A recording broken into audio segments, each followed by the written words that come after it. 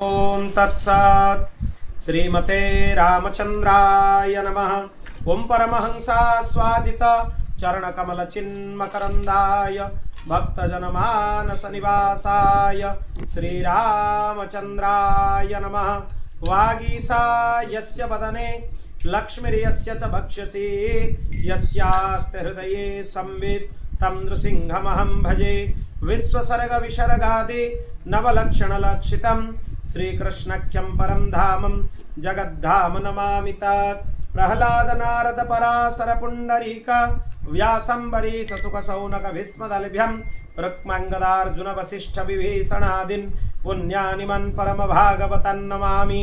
स्वयंभू नारद शंभु कुमारो कपिलो मनु प्रह्लादो जनको भीष्म वलिर्वैयासकिर्वयं द्वादशैते विजानीमो धर्मं भागवतं भट। गुह्यं विशुद्धं दुर्बोधं यज्ञात्वामृतमश्नुते नारायणं नमस्कृत्य नरं चैव नरोत्तमं देवीं सरस्वतीं व्यासं ततो जयमुदीरयेत्। श्री सीतानाथ समारंभं श्रीरामानन्दार्य मध्यमम् अस्मदाचार्यपर्यन्तं वन्दे श्री गुरुपरम्पराम्। गोविंद जय जय गोपाल जय जय गोविंद जय गोपाल जय जय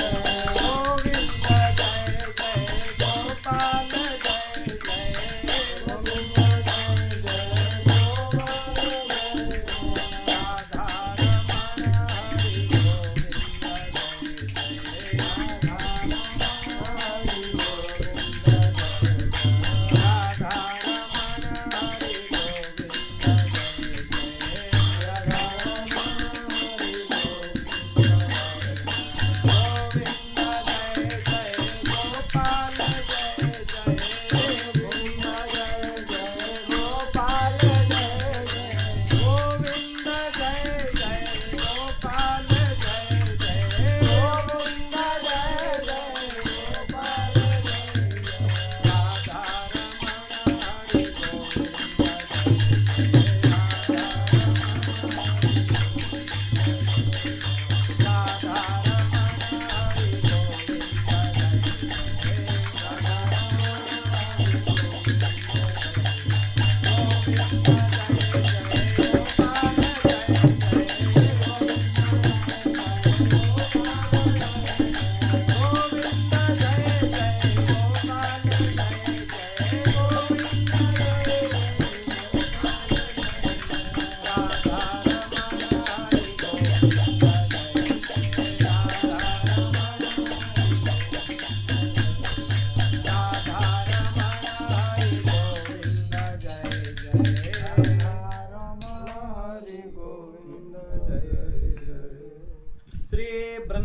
सालग्राम भगवान के जय। श्री सीतारामचंद्र भगवान के जय। श्री राधा गोपीनाथ भगवान के जय। श्री राधा मदन मोहन भगवान के जय। श्री पवन सुत हनुमान के जय। श्री लक्ष्मी नारायण भगवान के जय। श्री हरि बोधिनी एकादशी महामहोत्सव के जय। श्री तुलसी सालग्राम विवाह महामहोत्सव के जय।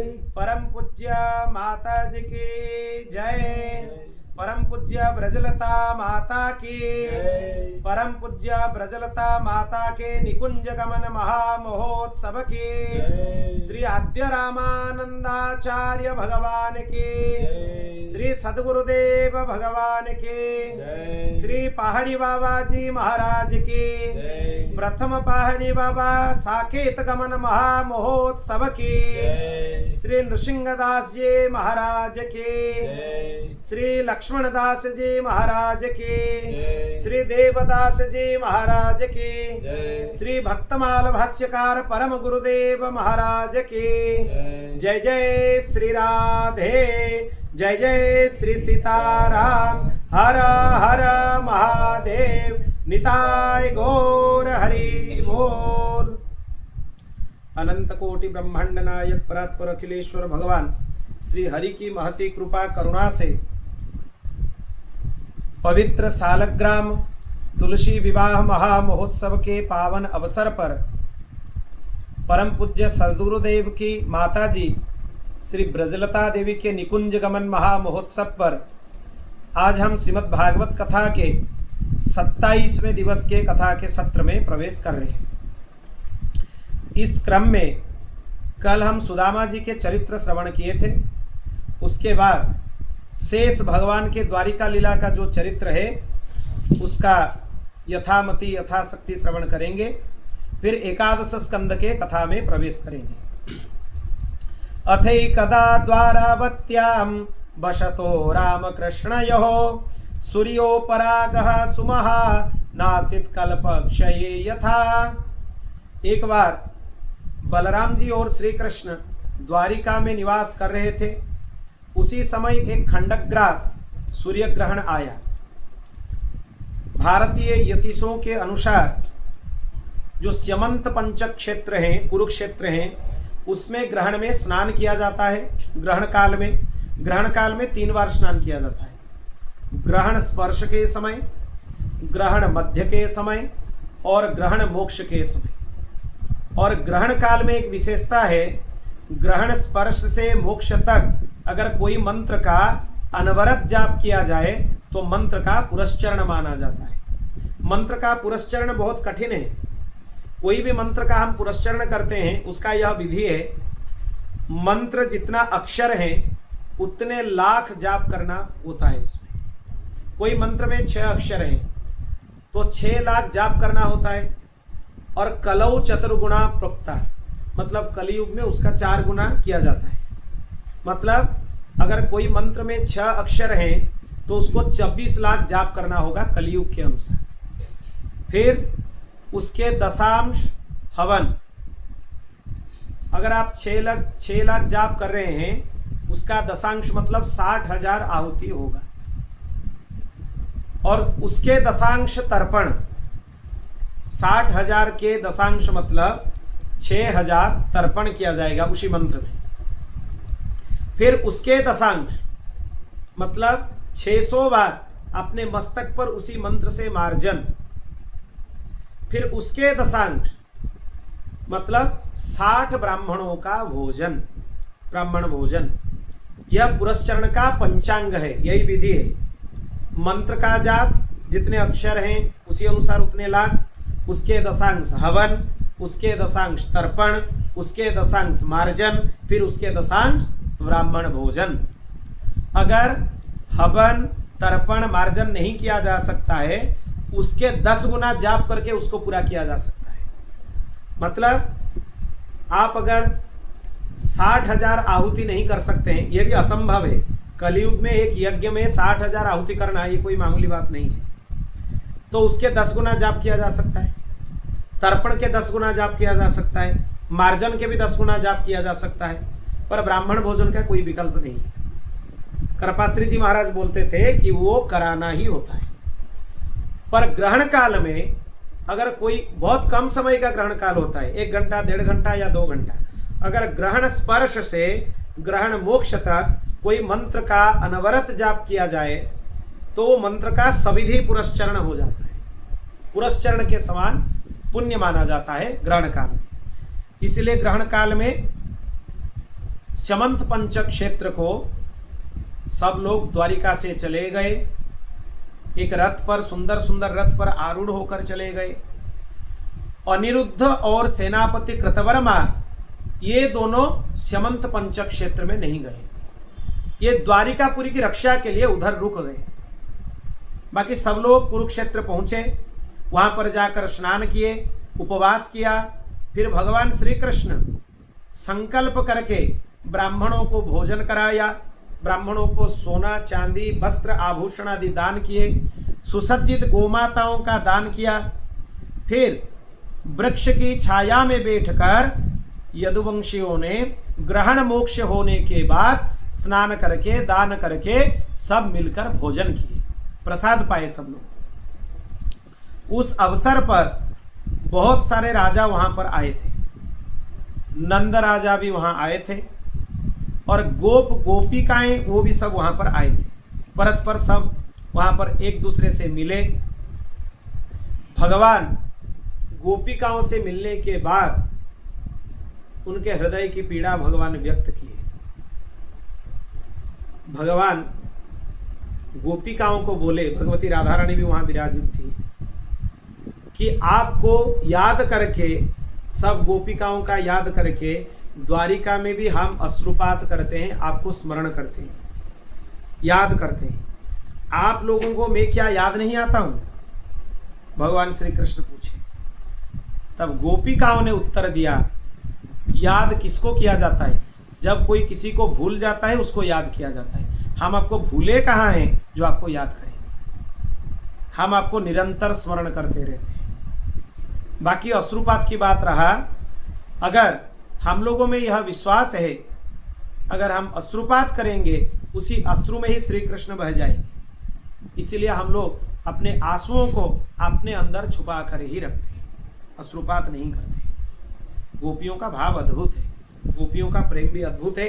ये कोई संसारी प्रेम नहीं है, कोई संसारी मनुष्य समझने जैसा भी प्रेम नहीं है। जो अपने स्वार्थ का सर्वदा त्याग कर सकते हैं वही निष्काम प्रेम बोला जाता है। शास्त्रों में यह वर्णन भी आता है, संत महापुरुष भी वर्णन करते हैं। एक बार द्वारिका में भगवान एक अद्भुत लीला की।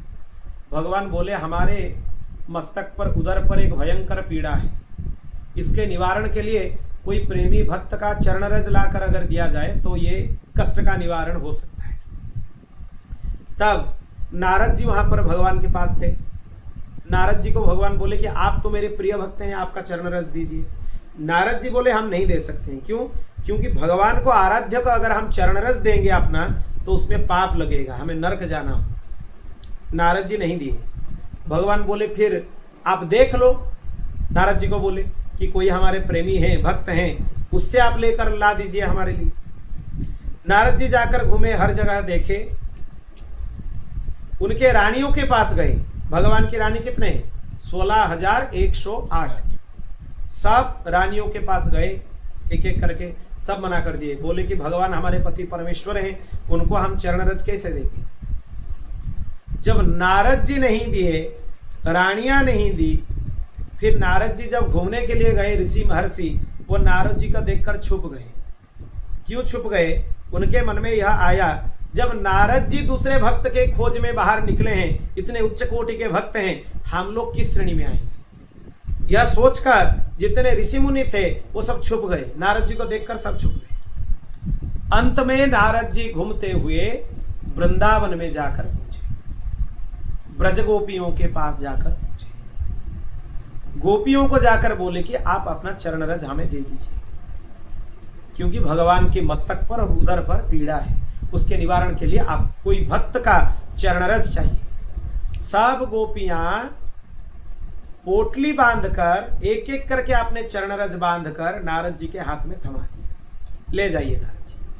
नारद जी फिर पूछे उनको कि देखिए, हम सब लोगों को पूछे, सब बोले कि भगवान को हम अपने चरण रज कैसे दे सकते हैं? आप लोग इतने निर्भीक होकर चरण रज कैसे दे सकती हैं? गोपियां बोली, भगवान श्री कृष्ण के सुख के लिए हम लोग एक बार क्या 1000 बार नरक में गिरने के लिए प्रस्तुत हैं। इससे यह पता चलता है कि गोपियों में स्वसुख की भावना ही नहीं था। यही विशिष्ट प्रेम है, यही शाश्वत प्रेम है। और जहां पर स्वसुख का गंध है, अपने आप को हम मिटा नहीं सकते और हम बोलते हैं कि हम भगवान को प्यार करते हैं, प्रेम करते हैं, ये झूठा नाटक के अलावा और कुछ नहीं है। क्यों? क्योंकि हमारे अंदर कहीं ना कहीं स्वसुख की भावना छुपा हुआ है। कहीं ना कहीं कोई कन में, कोई मन में स्वसुख की भावना छुपा हुआ है। उसके वजह से हमारा प्रेम प्रेम नहीं रहा, वो स्वार्थ बन गया। ये हमें समझना चाहिए। फिर श्री कृष्ण पत्नियों के साथ द्रौपदी जी का मिलना हुआ, एक दूसरे से बातचीत किए। श्री कृष्ण की पत्नियां भगवती राधा रानी के दर्शन करने के लिए गई। ये राधा रानी कौन है जिनका याद श्री कृष्ण रात दिन करते हैं? जब रानियां गई राधा रानी के पास, सब पटरानी 16,108 रानी राधा रानी की चरण सेविका ही बन गई। वो आकर बोली कि हमें राधा रानी की चरण कमल की रज चाहिए। हमें और कुछ नहीं चाहिए। भगवती राधा रानी का ही चरण रज चाहिए। मेरे तो आधार राधा रानी के चरणारविंद, मेरे तो आधार राधा रानी के चरणारविंद, राधा के चरणारविंद, श्यामा के चरणारविंद,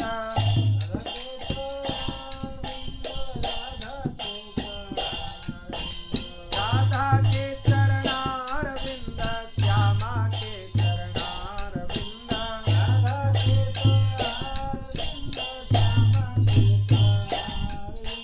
मेरे तो आधार राधा के चरणारविंद,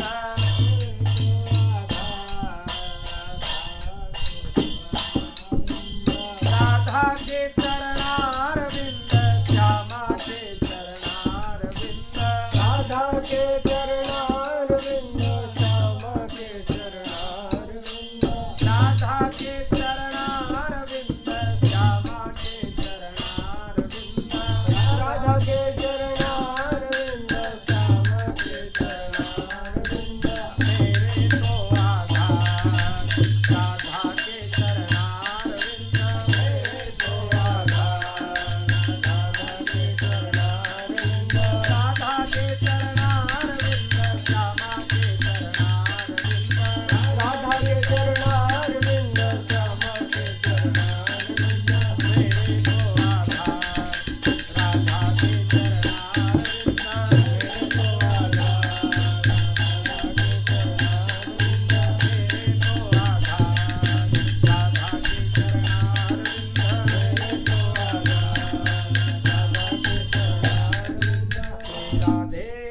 राधे जय श्री कृष्ण बोलो जय राधे जय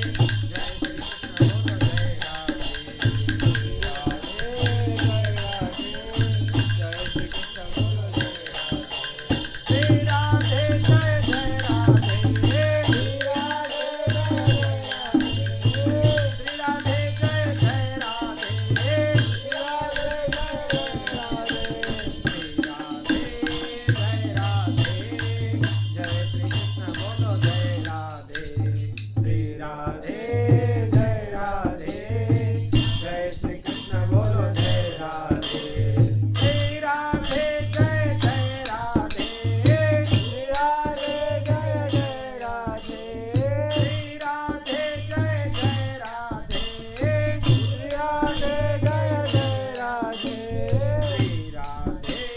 जय राधे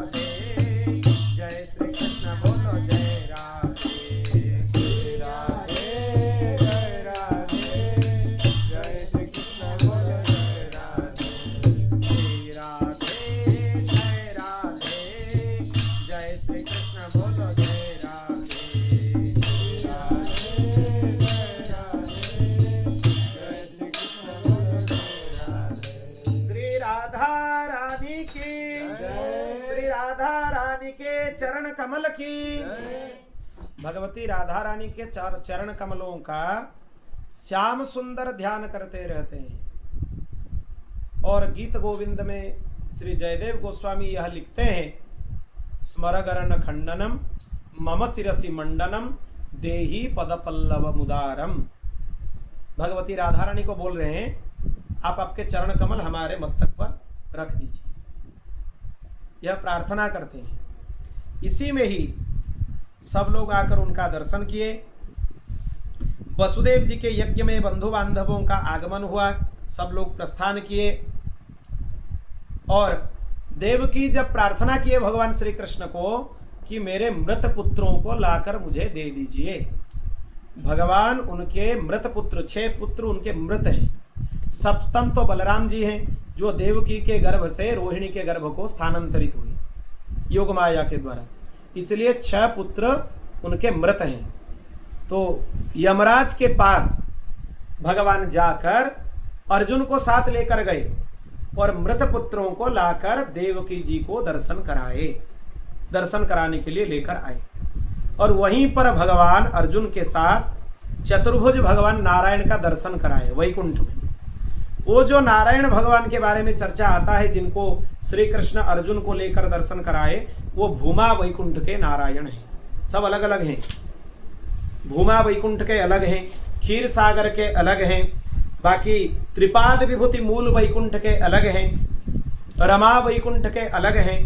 ऐसे बहुत सारे वैकुंठ हैं, सबके भगवान विष्णु अलग अलग हैं। भूमा वैकुंठ के विष्णु का दर्शन वो कराए। फिर अर्जुन के द्वारा सुभद्रा जी का हरण हुआ। असल में यह सुभद्रा हरण की जो कथा है, ये श्री कृष्ण की सहमति से हुआ है। जब बलराम जी सुने श्री कृष्ण के मुख से कि सुभद्रा जी का हरण अर्जुन कर लिए, फिर बलराम जी सोचने लगे, श्री कृष्ण मुझे बोल रहा है कि अर्जुन इनका हरण कर लिए, पर वो रथ लेकर नहीं जा रहा है, कोई प्रतिक्रिया नहीं दिखा रहा है। इसका मतलब यह है कि इसमें श्री कृष्ण का अनुमोदन है, और जिस कार्य में श्री कृष्ण का अनुमोदन है उसमें वृथा अपने मस्तक लगाना ये मूर्खता के अलावा कुछ नहीं है। इसलिए बलराम जी भी अनुमोदन कर दिए कि ठीक है। फिर बाद में अर्जुन जी के साथ सुभद्रा जी का विधिवत पाणी ग्रहण संस्कार हुआ। अब भागवत जी में वेद स्तुति आता है, यह अद्भुत स्तुति है, यह वेद स्तुति का चर्चा करेंगे आज यहीं पर, और थोड़ा ही चरित्र है, 10वां स्कंद पूर्ण हो जाएगा। सभी वेद मूर्तिमान होकर भगवान के सामने आकर स्तुति करने लगे। जय जय जय जाम जीता दोषक गृभीत गुणम त्वमसि यदात्मना समवरुद्ध समस्त भगः अगजगदो कशाम अखिल सत्यवबोधक ते कोचित जयात्मना चरतोनुचरे निगमः। वेद आकर स्वयं स्तुति कर रहे हैं द्वारिकाधीश भगवान की। हे भगवान, आप स्वयं परिपूर्ण हैं, ऐश्वर्य से परिपूर्ण हैं, जीवों की प्रसुप्त शक्तियों को उद्बुद्ध करने वाले आप ही हैं। जीवों की अविद्या नाश करके अपना उत्कर्ष व्यक्त करें। वेद सृष्टि के आदि अंत में आप ही प्रतिपादित होते हैं, आपकी जय हो। महर्षिगण संपूर्ण जगत को आपका स्वरूप मानते हैं। इसमें इंद्रादि देवताओं की पृथक पृथक सत्ता ना मानकर अभेद रूप से आपकी उपासना किया जाता है। मतलब कोई भी देवी देवता हो वो श्री कृष्ण से अलग नहीं है। श्री कृष्ण ही सभी देवी देवताओं के स्वरूप हैं और सभी देवी देवता श्री कृष्ण का ही स्वरूप हैं, यह समझना चाहिए। इसी प्रकार उपासना करना चाहिए। जगत के विकार राग द्वेषासी से बचने के लिए आपके उपासना करना चाहिए। कोई सोचते हैं कि हम राग द्वेष काम क्रोध आदि विकार से अपने आप को कैसे मुक्त करें, इसके लिए भगवान की उपासना करना ही चाहिए, दूसरा कोई मार्ग ही नहीं है। और कोई अपने सामर्थ्य से विकारों से मुक्त पाना चाहता है, उससे बड़ा मूर्ख दुनिया में कोई नहीं है। विकारों से आप मुक्त पाने के लिए जितना प्रयास करेंगे विकार उतने ही तीव्र हो जाएंगे, बढ़ जाएंगे विकार, वो स्वाभाविक है। और अगर आप श्री कृष्ण के चरणों में विकारों का निवेदन कर देंगे तो विकार नहीं बढ़ेंगे, आपको ग्रसित नहीं करेंगे, आपको कष्ट नहीं देंगे।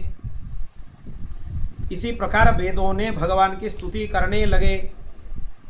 हे नरसिंह, संसार रूपी चक्र की ओर में संसारी जीव कट रहे हैं, दारुण आध्यात्मिक आदि नाना तापों से परितप्त हैं। किसी प्रकार आपके शरण में आ गए हैं, आपदग्रस्त हैं। हे दीन बंधु, हे कृपा सिंधु, हे भगवान, सबको उद्धार कीजिए। मुकुट कुंडल कंकण किंकिणी परिणतम कनकम परमार्थतः महदहम कृतिख प्रमुखम यथा नरहरेर्न परम परमार्थतः। हे भगवान, जगत की सत्ता जब आदि अंत में ना रहें, मध्य में ना रहें, सब आप सत्य के रूप में प्रतिभातित होते हैं। मतलब जगत के सृष्टि में, जगत के पालन में, जगत के संहार में आप ही परम सत्य हैं। आपके अलावा संपूर्ण जगत सत्य के जैसा प्रतीत होता है, पर यह सत्य नहीं है। क्यों नहीं है?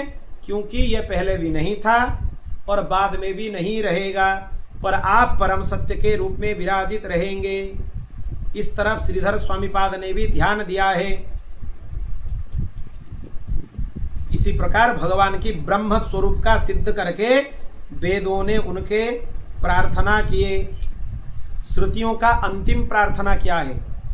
जय जय सदा परिपूर्ण देव दया निधे माया हरो, यह जीव है असमर्थ इनमें शक्ति संचारित करो, हम आदि मध्य तथांत में यस आप का ही गा रहे, करती सदैव नमो नमः पर नाथ पार न पा रहे। ऐसे भगवान की स्तुति किए। फिर भस्मासुर की वध की कथा आता है। भस्मासुर भगवान शंकर का उपासना करने लगा। भगवान शंकर उसको वरदान दिए कि किसी के भी मस्तक पर तुम अपने हस्त रखोगे तो वो भस्म हो जाएगा। वो भगवान शिव के ऊपर ही पहले अपना हाथ रखने चाहा, इतना दुष्ट है। वो बोल रहा है कि हम आपके मस्तक पर ही परीक्षा करेंगे, तब जानेंगे आपका वरदान सत्य है। शंकर जी बोले, ऐसे दुष्टों को वरदान देकर अपने मस्तक पर आफत आ गया, क्या करेंगे? वो भगवान विष्णु के पास गए। भगवान विष्णु मोहिनी स्वरूप धारण करके वो भस्मासुर के साथ नृत्य करने लगे। वो नृत्य में इतना उन्मत्त हो गया, वो भूल गया कि मस्तक पर हाथ रखेगा तो भस्म हो जाएगा। भगवान नृत्य करते करते मुद्रा में ही, नृत्य मुद्रा में ही अपने हाथ अपने मस्तक पर भगवान ऐसे रख दिए, तो वो भी वैसे ही नृत्य कर रहा था। तो भस्मासुर भी अपना हाथ अपने मस्तक पर रख दिया और स्वयं भस्म हो गया। ऐसे भस्मासुर का उद्धार हुआ। और ब्राह्मण के मृतपुत्र भगवान लेकर आए द्वारिका में। इसी प्रकार भगवान अपने अप्राकृत लीला करने लगे, अश्वमेध यज्ञ करने लगे। एक चीज सुन लीजिए, बहुत अद्भुत बात है यह। एकोपि कृष्णस्य कृतः प्रणामो दशाश्वमेधा बभृतेन तुल्यः, दशाश्वमेधि पुनरेति जन्म कृष्ण प्रणामी न पुनर्भवाय। श्री कृष्ण को कोई एक बार प्रणाम करता है, उसको 10 अश्वमेध यज्ञों का अभवृत स्नान करने का पुण्य मिलता है। एक अश्वमेध यज्ञ भी कलियुग में करना असंभव है। कलियुग में अश्वमेध यज्ञ करने का कोई अधिकारी ही नहीं है, इतना क्लिष्ट यज्ञ है। और समझ लीजिए, श्री कृष्ण को आप एक बार प्रणाम करते हैं, एक प्रणाम में आपको 10 अश्वमेध यज्ञ का पुण्य मिलता है। पर 10 अश्वमेध यज्ञ करने वाला का पुनर्जन्म हो सकता है, वो फिर से संसार में आ सकता है, पर श्री कृष्ण को प्रणाम करने वाला संसार में नहीं आता है, उसका पुनर्जन्म नहीं होता है, वो मुक्त हो जाता है।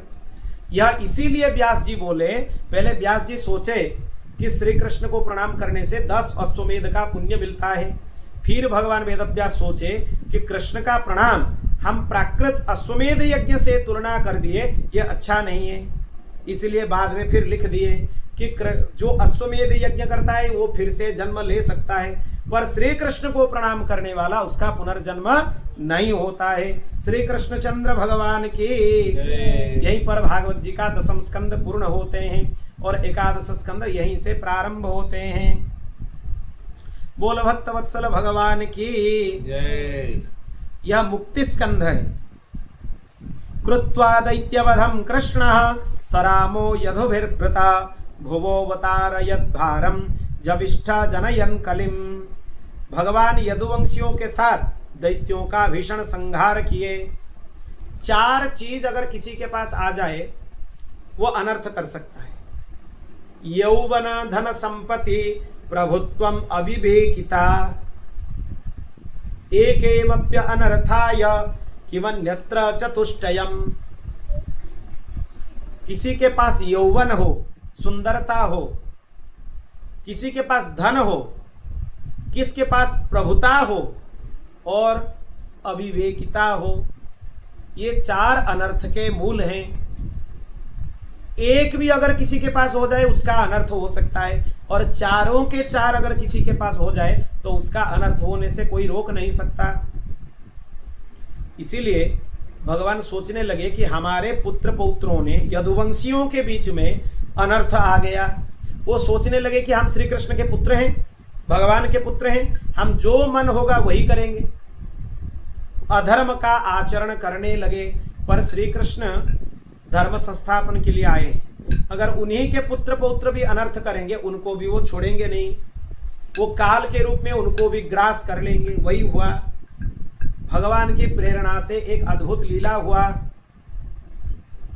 भगवान के पुत्र सांब को उनके पेट में कपड़ा लपेटकर उनको नारी के जैसा श्रृंगार करके ऋषियों के सामने लेकर यदुवंशी बालक चले गए। उसी सभा में अष्टावक्र थे, उसी सभा में दुर्वासा थे, बड़े बड़े भयंकर ऋषिगण वहां पर थे।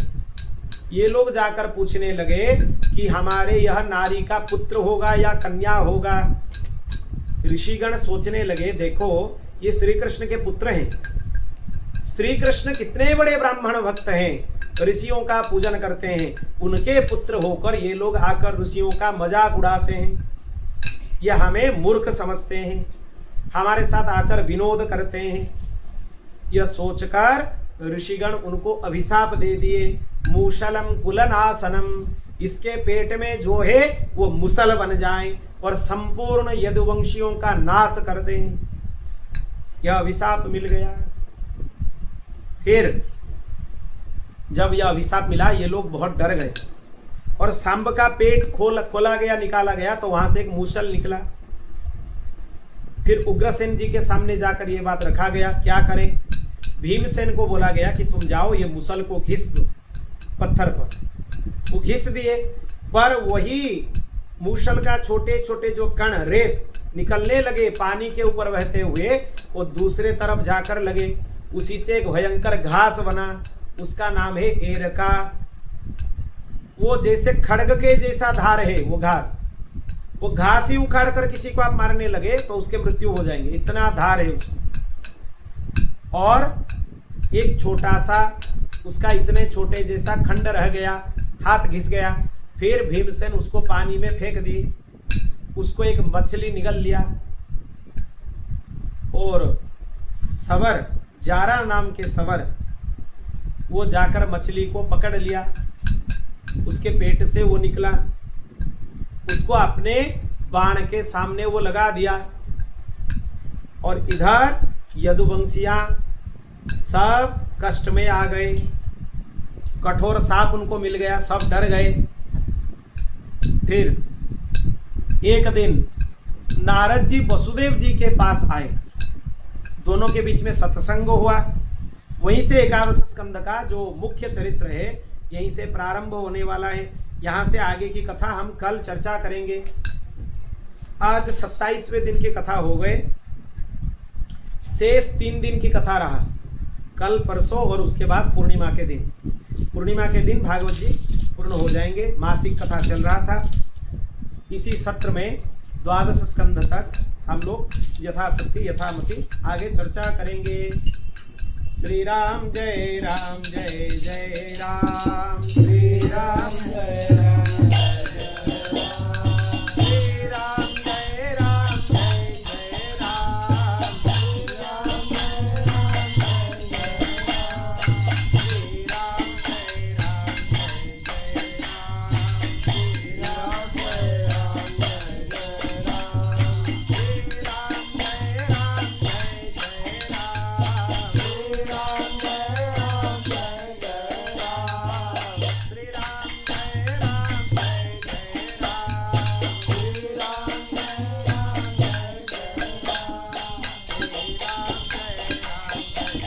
जय राम, श्री राम जय राम, जय जय राम, श्री राम जय राम, जय जय राम, श्री राम जय राम, जय जय राम, श्री राम जय राम, जय जय राम, श्री राम जय राम, जय जय राम, श्री